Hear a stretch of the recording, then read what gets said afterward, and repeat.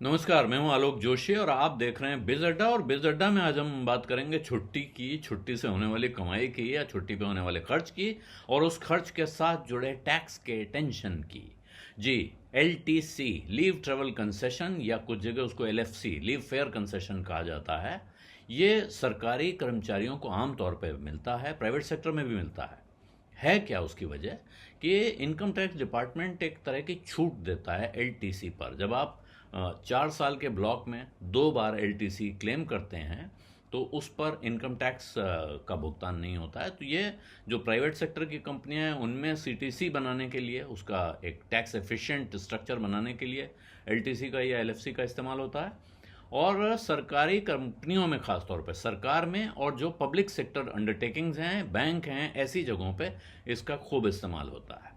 अब इसमें एक पेंच आ गया है। पेंच क्या आ गया है कि मामला सुप्रीम कोर्ट पहुंचा है और सुप्रीम कोर्ट ने यह आदेश दे दिया है कि अगर आपके लीव ट्रेवल कंसेशन के नाम पे आपने जो पैसा लिया है और उस पैसे से आपने खर्चा किया है और उस खर्चे में आपने जहां जहां की यात्रा की है उसमें अगर एक विदेशी डेस्टिनेशन शामिल है, यानी विदेश भी गए हैं आप साथ में, तो अब आपकी इस जो छुट्टी का पैसा है, जो एलटीसी आपको मिली है, वो टैक्स फ्री नहीं रह जाती है। इसके लिए अब आपको टैक्स चुकाना होगा और टैक्स चुकाने की जिम्मेदारी आपकी नहीं, आपके एम्प्लॉयर ने जब आपको भुगतान किया है तो उसको सोर्स पर टैक्स काटना चाहिए था। ये जजमेंट दिया है। ये जजमेंट आए कुछ समय हो गया है, लेकिन ये बहुत महत्वपूर्ण जजमेंट है।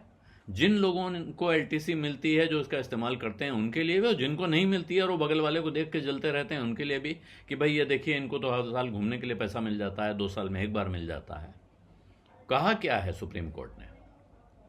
ये state bank of India versus assistant commissioner of income tax का जजमेंट है। इससे पहले ये जजमेंट हाई कोर्ट से आ चुका है, दिल्ली हाई कोर्ट ये जजमेंट दे चुका था। और उससे पहले इनकम टैक्स अपीलेट ट्रिब्यूनल में ये फैसला हुआ था 2019 में, अभी जुलाई में ही। बहुत तेजी से बढ़ रहा है मामला। वहां आईटीएटी ने कहा था कि जब कोई एसएससी ऐसा कर रहा है, यानी एसएससी यहां स्टेट बैंक ऑफ इंडिया इस मामले में जो एम्प्लॉयर है, कि उन्होंने क्योंकि टैक्स काटा नहीं तो उनको टैक्स काटना था, देनदारी उनकी बनती थी, अपने एम्प्लॉय का टैक्स काटना चाहिए था उनको। तो ये उन्होंने गलत काम किया है, जबकि उनको दिख रहा है कि आइटिनरी में जो प्रोग्राम है ट्रैवल का, उसमें एक विदेश यात्रा दिखाई पड़ रही है। और वो जो विदेश यात्रा दिख रही है, इन्होंने क्या कहा है, सुप्रीम कोर्ट ने क्या कहा है कि जो यात्रा हो वो एक भारत में एक डिजिग्नेटेड जगह से, यानी भारत में एक स्थान से भारत में दूसरे स्थान तक होनी चाहिए by the shortest route possible, जो सबसे सीधा रास्ता हो। तो एक ये विदेश यात्रा के लिए नहीं है, एलटीसी का ये सिद्धांत है कि वो विदेश यात्रा के लिए नहीं मिलती है। दूसरी शर्त है कि वो शॉर्टेस्ट रूट से होना चाहिए इन दोनों जगहों के बीच में।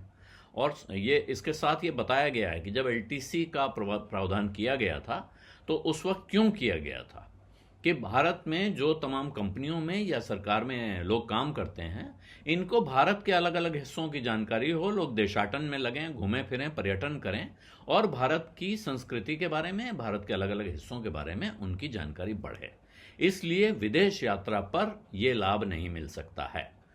इतनी जगहों से घूम के ये मामला आ गया है। अब होता क्या था उसका एक उदाहरण इसमें जो किस्सा आया है इस मुकदमे में, वो आपको मैं बताता हूं। उन्होंने क्या किया, वो दिल्ली से चले, वहां से मदुरई पहुंचे, वहां से वो कोलंबो गए, कोलंबो से यानी श्रीलंका से कुआलालंपुर मलेशिया गए, मलेशिया से सिंगापुर गए, सिंगापुर से फिर कोलंबो आए और कोलंबो से वो दिल्ली आए।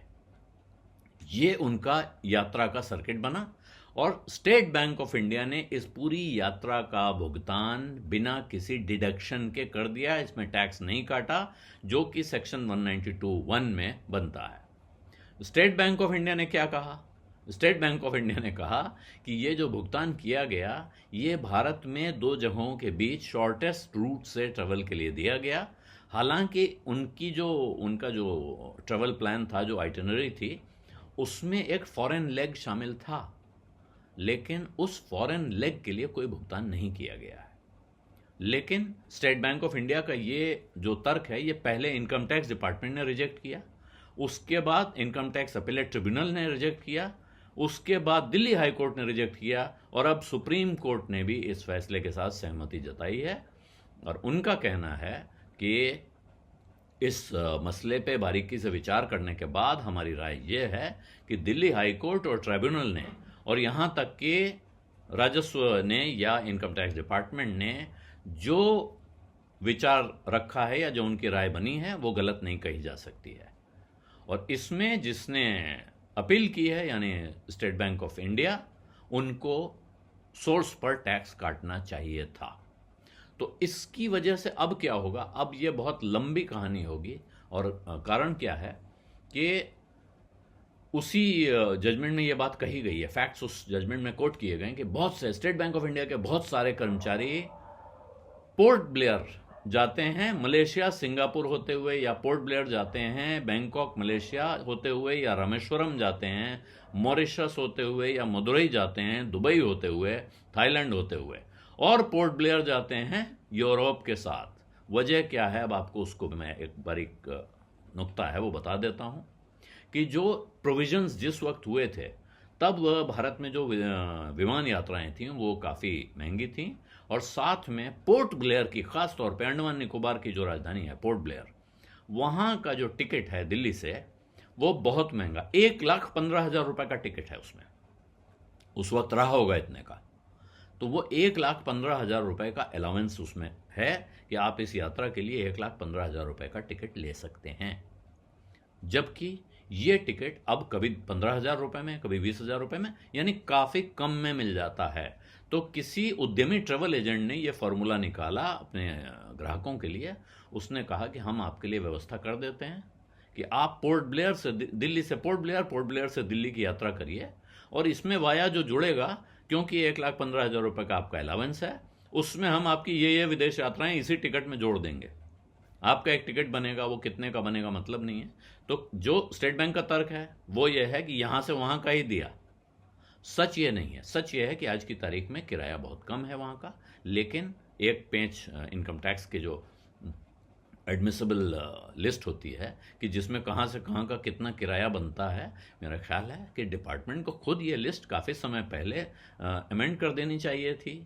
क्यों नहीं की गई पता नहीं है, लेकिन आज की तारीख में सुप्रीम कोर्ट के इस फैसले के बाद अब ये बड़े पैमाने पे हंगामा मचना तय समझ लीजिए।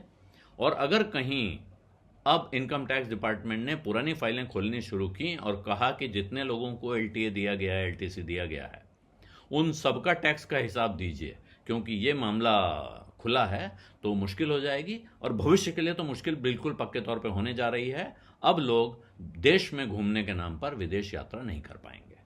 बिजअड्डा में आज इतना ही। अब इजाजत दीजिए। धन्यवाद, नमस्कार।